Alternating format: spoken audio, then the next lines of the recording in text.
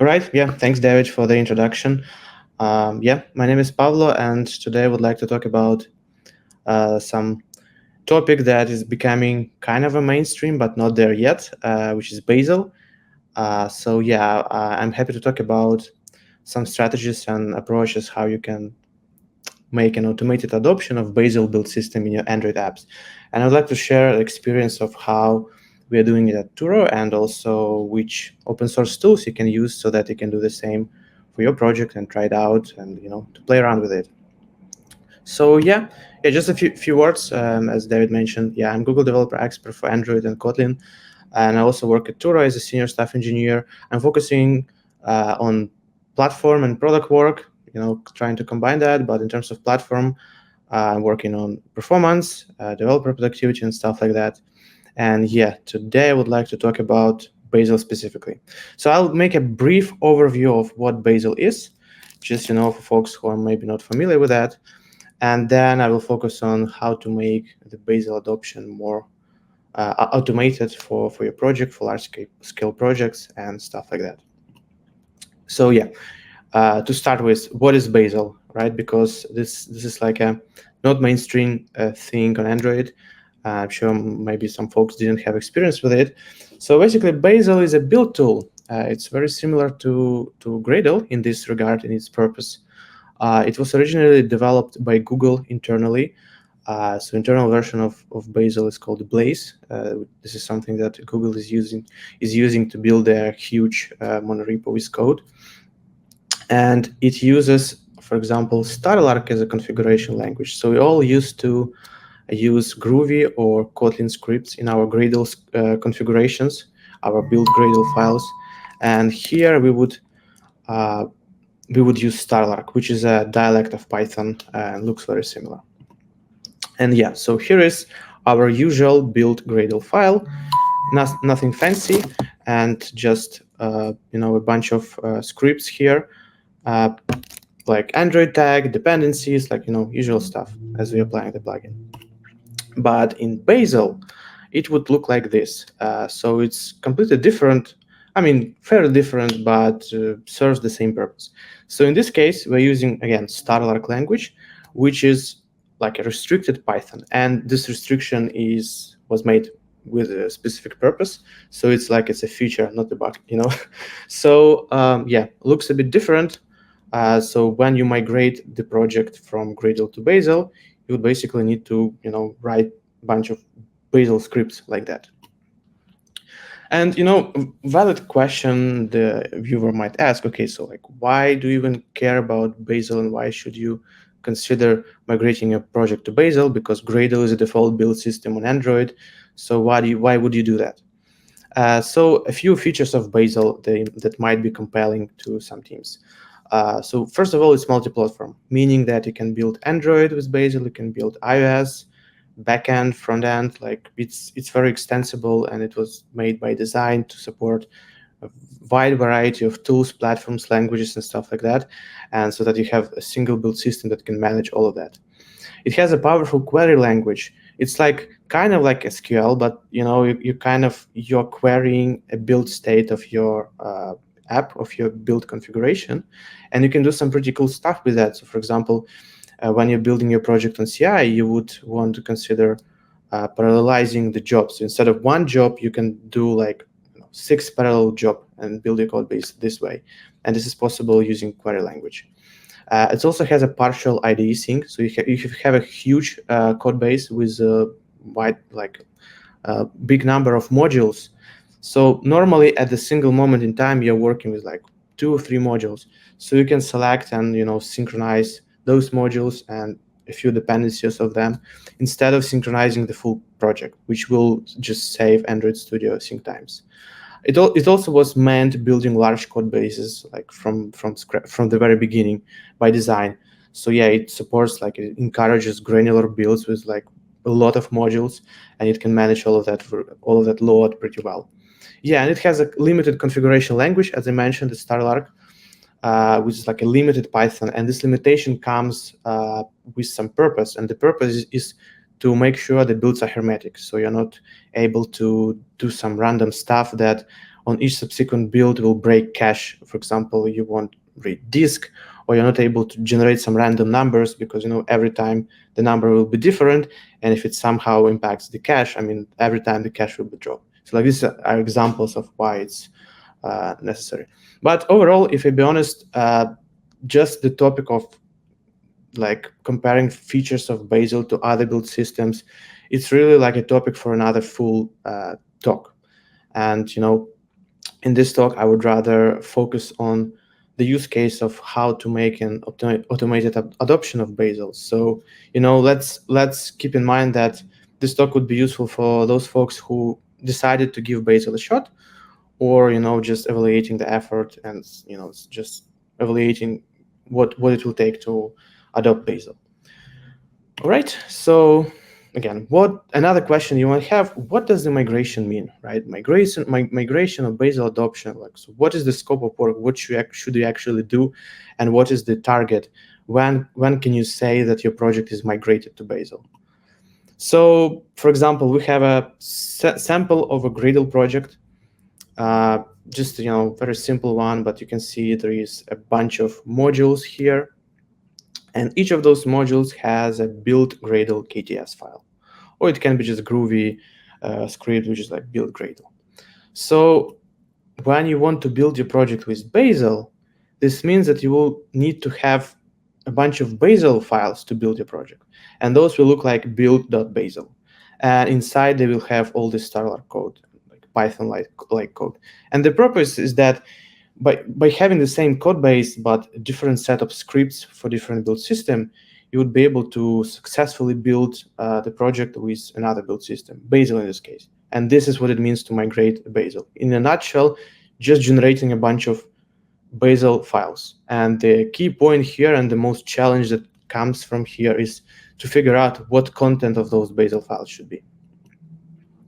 Another question, which is also needed to be considered, okay, then why is automation needed? Would we just be able to, can you just generate, create a bunch of Bazel files by hand and call it a day? So in case you have a large amount of modules in your project, is like a couple of hundreds or like even thousands, of course, doing it by hand is not a very suitable task, and it will take a lot of effort. But even if you do that, it will not be as efficient, because the migration process and adoption process, it's not a overnight task. It takes some time. It can take a few months, up to a year, or even more, depending on the scope of your project. So while you're doing the migration, the entire team in your organization, they are evolving the code base. They're adding modules, removing modules, they're adding dependencies, reconfiguring the modules. And if you created scripts manually, you would not be able to, you'll just lose track of what should be done. But if you have an automation, every time you can use Gradle as a source of truth for the time being of migration and invalidate all the build Gradle scripts. And also it's useful to have, when you have automation, you can have both build systems in your code base for as long as you need, for as long as your team is comfortable. And you can have always Gradle as a fallback, because in some cases you would need to do an extra effort to support different build features that your project has, to support them with Bazel. So you can, for example, migrate a few and some of the workflows in your code base to Bazel on CI, but others, they can be still using Gradle, and there will be no issue with that. And once you're comfortable, you can just remove Gradle, or you can keep it, like it's up to the team and up to the needs of the team. And now I would like to focus on the tooling that we used at Turo to conduct an automated migration, and that you can use to do that also. Yeah, so those tools are open source. So that, like, two primary tools. First of them is Airin. It's a Gradle plugin. You can find it on GitHub, which is basically a Gradle plugin that you add in your project. And its job is to provide a set of tasks for your project so that you can run the migration. And its job is to monitor the state of your Gradle configuration, how many modules do you have, what dependencies those modules have, and stuff like that. And it organizes a framework that allows you to generate corresponding Bazel files and put them in the corresponding locations. And the second thing is a pendant, is like a Starlar code generator. So David in the beginning mentioned one of my previous talks at Android World, advanced techniques for Kotlin DSL. So basically, that talk was about the first versions of this tool. So yeah, feel free to check that talk out. But basically, it's a Kotlin DSL, which provides a declarative way to generate styler code for your Bazel scripts. Yeah, so if you use this plugin, here is how it looks. So you first, in the root build Gradle file, you would add this plugin to your project, and you use Airin tag, and you can see there is like a bit of a stuff here going on. So in the next slides and in this talk, we'll just take a closer look about what all those parts are. You can see like register, include, and a bunch of stuff. So we'll see closer how it all works. And to do that, we first need to understand the project structure of an average Android code base. So yeah, imagine you have an Android Gradle project which consists of, let's say, 500 modules, but the number here does not really matter. What matters is that all those 500 modules, you can separate them into, logically, right, into a few categories. So probably you'll have a lot of Android library modules, right? For example, let's say like 410. And then you have JVM library modules. And then, it's a special case, you have a root module, which has like settings Gradle file, build Gradle with some root stuff and stuff like that. So the idea here is that if you compare build scripts of two Android library modules, for the most part, they will be the same. The different part will be like name, package name, maybe like namespace, right? Or like a set of dependencies, but the overall structure of scripts and code will be the same. And this is the fact that our migration will be relying on during the migration process. But if digging further, let's focus on Android library modules, right? So we stated that we, in our project, like our imaginary project, we have 410 Android library modules. And we can see that some of them can have Jetpack Compose enabled. Some of them can have parcelize. Some of them can have Hilt. And some of them can have room, and they all can have those technologies in different combinations and permutations. And what's common about the technologies I listed here is that they are not just artifact dependencies that you add as a project dependency, right? All of them require some build configurations, additional build configurations. So for parcelize and Hilt and room, you would need to add some additional Gradle plugin to your project. And Jetpack Compose also uses a Kotlin compiler plugin under the hood, which is like a bit more than just adding an artifact. So all those technologies rely on some additional build configurations. So if we consider all the Android library modules, we can see that even though their overall structure will be like common, but there will be some details in terms of these different technologies that will be different. And based on that, the Airin Gradle plugin for the migration uses like this component-based structure. So you saw in previous slides, we had like register, include, and there was like things that we would call components. So yeah, each component represents a part of the project that it can migrate, and all the migration is split into those components, and it's a very modular system that you can configure what technologies your migration pipeline supports, what types of modules. So you would have, for example, Android library module component, and it has a bunch of feature components attached to it. That means that we can migrate all Android modules in our project that use Jetpack Compose, parcelize, and stuff like that. And the same for each types of modules like JVM library, root module, and so on and so forth. So again, if we're going back to our Gradle script configuration, so you can see we have a bunch of module components that we're registering using register keyword. These are all like, for example, they're included as a default components in the plugin API, so you can just use them as library components. But Android library module knows how to migrate Android library modules to Bazel. And the same with feature components, right? Each of those components knows how to migrate a small partition of the project, and you can just reshuffle them however you want. But there are some challenges that we need to consider when we're doing that. So a lot of Android projects, most of them, they rely on many Gradle plugins. Some of them, and in the name of Gradle plugin, we have a word Gradle, which means that Bazel might not support them. There can be some alternatives that do the same thing that open source community built, but there is no guarantee that every available Gradle plugin has support. So sometimes you will need to still write your code for Bazel to make some technologies that you use compatible. Also, your project can have custom Gradle tasks, right? Also, it can have some compiler plugin, custom or some open source ones that do not have alternative on Bazel in terms of how to integrate them.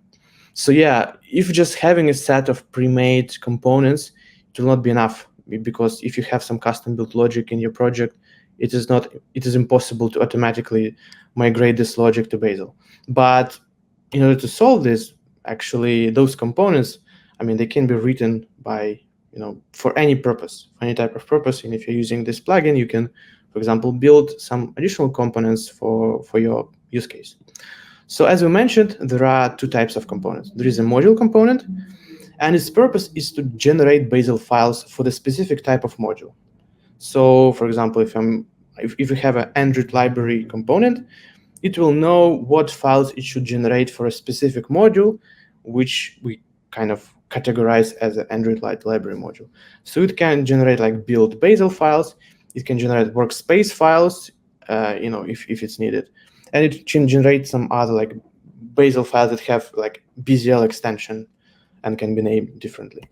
On the other hand, feature components, they can modify Bazel files generated by a module component. So in general, each module can have a single module component that can migrate it, but this module component can generate a bunch of feature components, depending on like which features we are supporting. So the purpose of feature components is first map dependencies, because the notation for dependencies in Gradle and Bazel is completely different. So you cannot just automatically, grab them and put them. Sometimes you just need more control. And also it contributes to the files that module components generated with some feature-specific build logic. So let's take a look at, for example, how we can create a module component. So we can just define an Android library module, which will extend module component. And it has two functions, can process and onInvoke. So can process just, tells the Gradle plugin that will be using that. So like you'll plug this module in the plugin. So like these components are like little plugins to the general Gradle plugin that does the migration. So can process just tells the Gradle plugin if this component can migrate this project. And this way we can select what types of module components can be used for each module. And the second function onInvoke that you will need to implement if you're doing that, it's just a body of this component and has all the logic that it should have. So in case of can process, we are given the instance of a project. So if you're not familiar with the Gradle API, so project actually has all the information about specific module. And its name is a bit confusing, but the name is kind of for legacy reasons. It comes from times where, like the very beginning of Gradle, when it was supposed to have like a single project structure, not multi-module. But from this object, you can actually query the information about a module. And how do I identify if a module is an Android library module? We can just check what plugins it has applied. So when we write a Gradle app, so each Android library module has a com Android library Gradle plugin. And you can just check, okay, if this module has this plugin applied. If it is, okay, we can consider it as a library module. So this is the first part. And second part is onInvoke function, the body of this component. And its goal is to generate the actual build.bazel file. And as you can see here, we're using like Kotlin DSL, where you can write like build.bazel, and the file with the same name will be generated. So yeah, if we look inside of the content of build.bazel, it uses like a declarative Kotlin DSL, which looks like Starlark, or at least it's very close.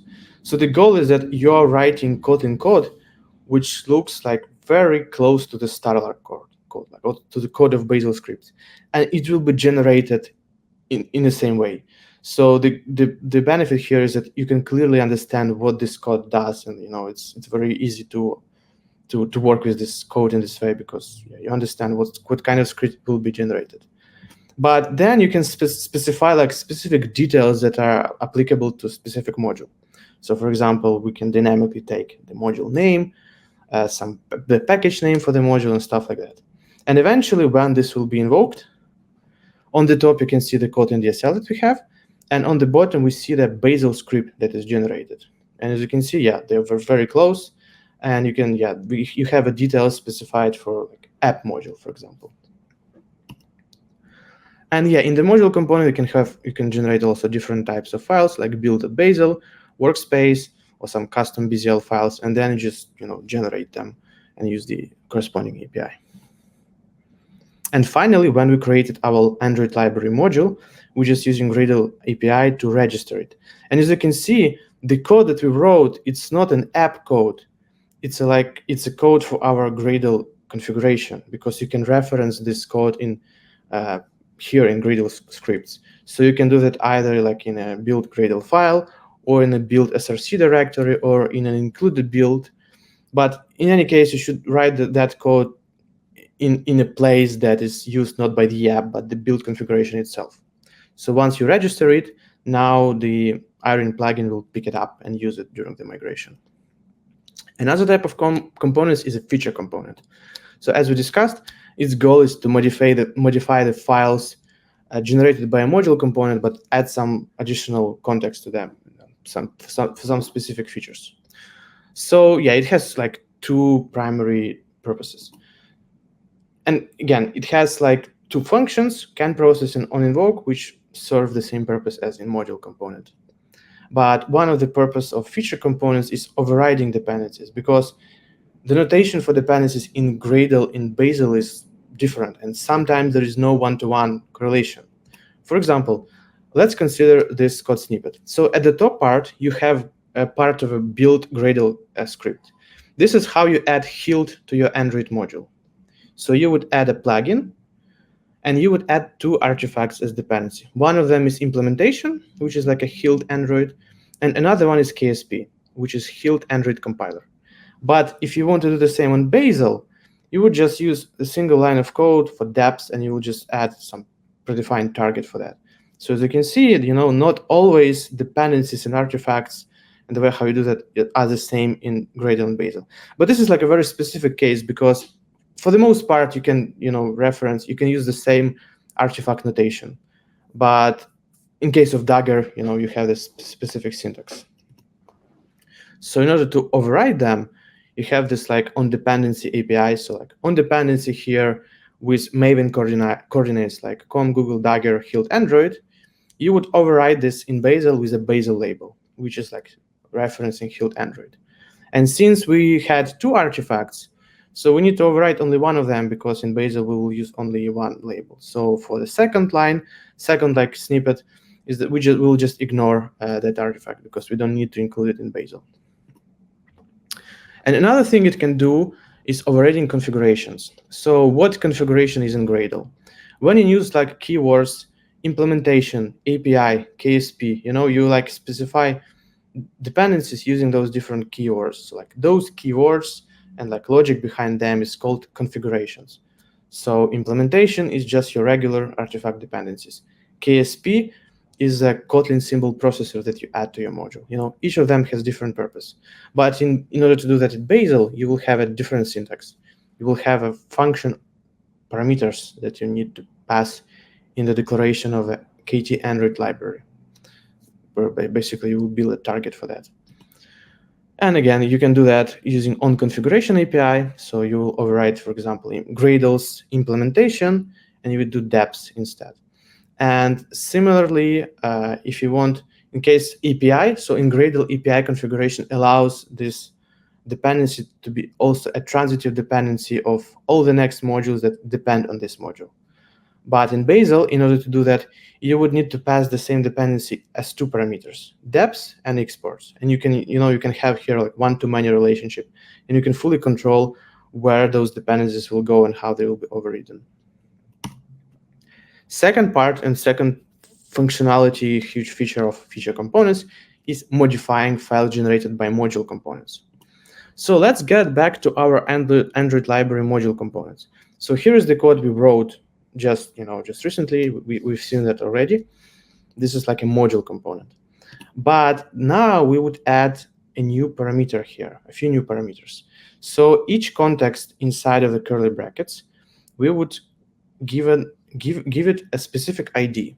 So for example, for build file overall, it will be like build file, and KT Android library is Android library target. Why do we need that? Because now we can use our feature component to externally modify the content of the generated file. So this is the code inside the feature component. We would use call like onContext API, and then we would pass an ID build file. And in the curly brackets, we would be able to modify the contents of the like module components logic with some new stuff. And the second line, we are modifying the function call Android library target, the function call that we given a name Android library target. And as a result, if we combine that module component and feature component, if you run them together, what we'll see is that here's the code, the Bazel script that will be generated, but we can see that we added externally a new property to KT Android library, like enable data binding, like for example, this is just like a dummy example, but serves the purpose. And we added also a new function call to the Bazel file itself. And we did it like externally. And this is how feature components can contribute to the contents of generated build files. And this code is nice to see, but might be a bit confusing at the first time. So I just want to run a little like live coding session. So yeah, just bear with me. We'll just go through all that we just discussed. So before that, David, just to double check, you can see my ID right now, right? Yes, we can see it. It's good. Awesome. Thank you very much. Yeah, so I will just show how to work with all this migration process and what it look like to configure and all this stuff. So yeah, in the root, so this code base is like Airin code base, the source code of this Gradle plugin. You can find it on GitHub. I will share the link later. And it has a sample project. If you go to the samples, I hope you can see the left part of the project. Yeah, there is a simple Android project that just shows how it's all configured. So in the root build Gradle file of this simple project, we would actually do some stuff. So we can see we're using Airin Gradle plugin. And let's see how those components can be created. So you can just do abstract. You can write like this code, for example, in the build Gradle file itself, but normally you would not do it right here. You can move this code in like build SRC module, for example. But for the sake of demonstration, let's do it here. So we'll have like Android library. Let's do it. Yeah, Android library module. We will extend module component and we will override two functions. So can process, yeah, we can identify that. Okay, let's apply this component for every. Let's for the simplicity, you can use like has plugin and specify com Android library, or for the sake of simplicity, we can just add true so that it will be applied to every module in our project.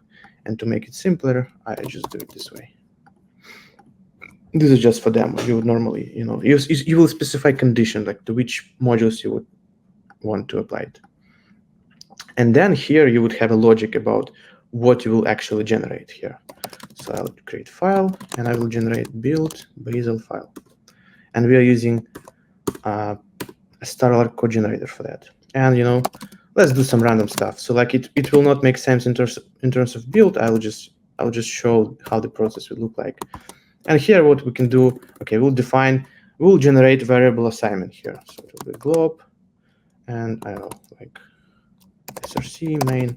This is like a Bazel notation for including all the files, all the Kotlin files inside src main directory. Let's import this function, and then we'll do like Kotlin Android library. So the name of the module we can use from from this module, Gradle module entity that we have. So module name, and then source files, for example, we can assign src here.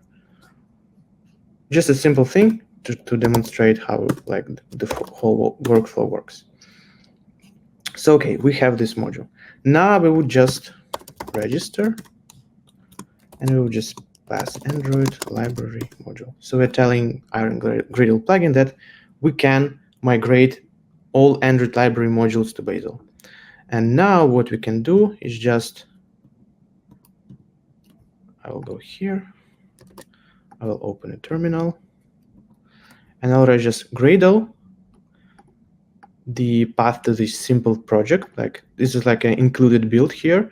Yeah, so we're just running migrate to Bazel on the project, on the app actually, because we specified that our migration target is app, which means that app and all its dependencies will be migrated to Bazel. So let's hit the command and let's see what it will do.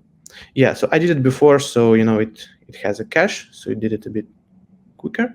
So if I go to the app module, for example, you can see that the code that we just wrote, it was generated in the same way, right? So like here's our script, it's Kotlin code, and very similar thing was generated for Bazel script. And the generated file is build.bazel. So okay, we have a module component. What we can do now is that I will close terminal for now, and let's create feature component. Abstract class. Let's say like Android data binding feature. For example, in practice, including data binding will be a bit harder, but just for the demonstration purposes, what we can do feature component. So this will kind of allow us to migrate Android modules that have Android data binding applied. So we have can process function again. So we can just select here from projects, but for now I'll just return true, which means that it will be applied to every module in the app, just for the simplicity of demonstration. Now on invoke, and here in the feature component, the API will be different. So as you remember in the slides, we would need to specify an ID for this KT Android library context. Let's say like Android library target. So now what we can do in the feature component, in the onInvoke function, we will use onContext. And the type of the context, you can see that ID helps us. It tells KT Android library context. So this is like an object that has all the properties related to KT Android library. So we'll use KT Android library context. And ID here is Android library target. And now we can like inject some like new arguments to that function call. So in our case, it will be like enable data binding equals true. Also, if you want to do something more wild, and if you want to use properties that are not present in the library, you can use like this, my custom property, and you can use this like equal assignment operator with backticks to assign the value to it. I don't know, like some value. So we have our feature component logic. So we modified KT Android library context. We could also modify build.bazel, and we would use build context. And basically, that's the idea. You will mark this context with ID and use its type to have access to its properties in a type-safe way. But you also can add dynamic properties here. So now what we need to do, what's left, is that in our register call, we'll just include Android data binding feature. And let's run the migration process again. So again, I'm running like migrate to Bazel task that was generated for the project. Yeah, it was pretty quick. So if we go to the generated file, you can see that those two properties were added here.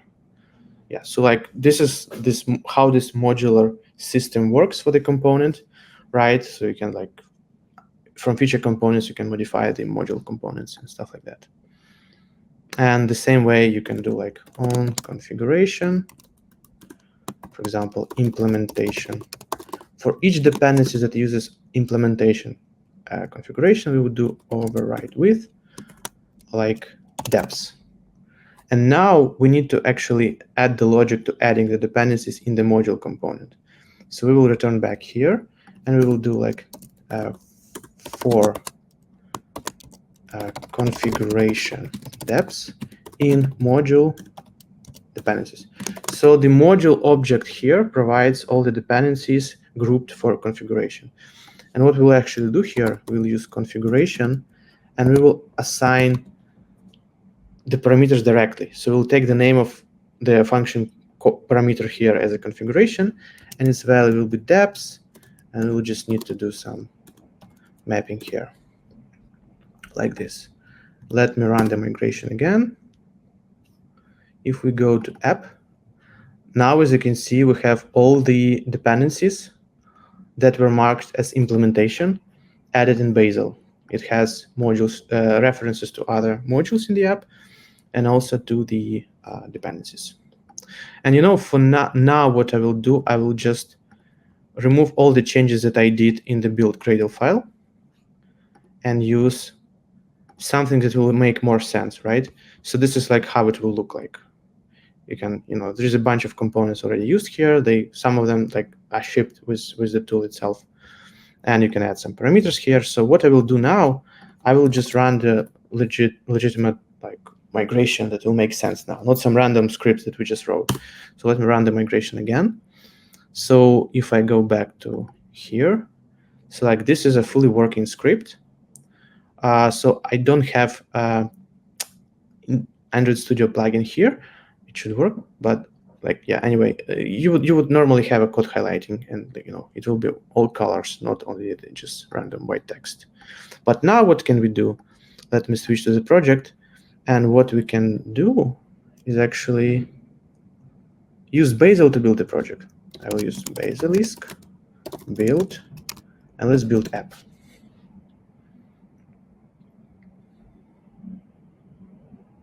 So it might take some time for the first build, but in general, this code base is buildable with Bazel. Yes, it's fetching some SDK stuff. Should be cached, but yeah. So now, the overall project build was cached, so it's pretty fast. But we can see that our project, the same project that is buildable with Gradle, was built with Bazel. And this is the overall workflow, how you would organize the migration. Right, I will get back to slides. And I just want to emphasize a few things about how the migration is being executed by the tool under the hood. So, Gradle has a different phases of its life cycle. So when you run the build, first there is a Gradle configuration phase. And what the configuration phase does, it just compiles all the build Gradle files. So during this process, those two functions, like can process for module component and for feature component, they will be called, because the Gradle Airin Gradle plugin needs to decide during the configuration phase which modules should use which components, and it does this. It assigns those components, and then during the execution phase, it will perform the generation of files and all the content generation. So we have a bigger diagram here. It's a lot of stuff happening, but in general, during the Gradle configuration phase, for each module in the project, on the left, you can see, let's say for our feature, the plugin will pick module component based on the logic that you provided to it. Then it will pick the feature components for all those modules. And all these two things happen during configuration phase. And then when Gradle moves to execution phase, it will generate files. And the plugin supports configuration cache. So like this configuration phase, in many cases, will be cached. So this is just like a general overview. And also, during the configuration phase, what the plugin actually does, it generates a bunch of Gradle tasks, so that later, as you saw, I used migrate to Bazel task. So what type of tasks it generates? First, for the module that you specify, it will use migrate to Bazel.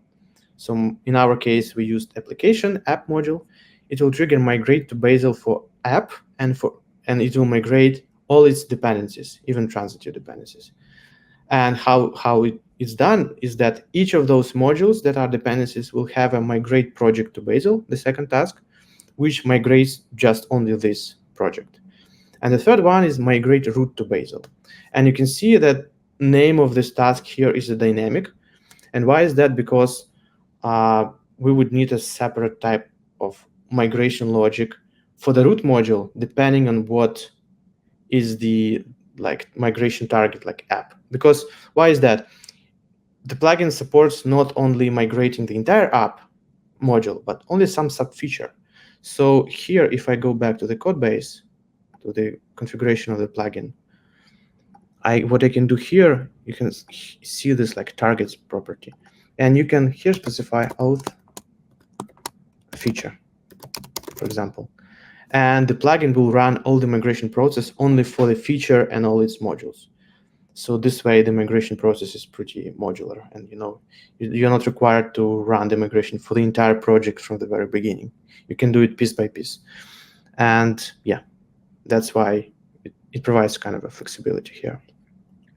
And yeah, here is just like a visual representation of what it does. It will generate a migrate to Bazel task for an app, or like for the auth feature, depending on the target we specified. And it will add a bunch of tasks to different modules that are dependency of this module. And it will depend on them. So once you run migrate to Bazel task, it will do everything for you, and it will trigger all the rest of the tasks automatically. So yeah, that was in general what I wanted to share, but there is more to it. There are more possibilities and features. So I encourage you to check a blog post which I published at Turo Engineering blog. Here's the link, and you can find it by the same name as this talk has, boosting Bazel adoption on Android with automation. And also feel free to check two GitHub repositories, Airin and Pendant. Airin is a Gradle plugin, and the sample project that I showed is located in that project. And the second project, the Pendant, is like a Starlar code generator which contains the Kotlin DSL and stuff like that. So yeah, that's everything I wanted to share. Thank you for listening.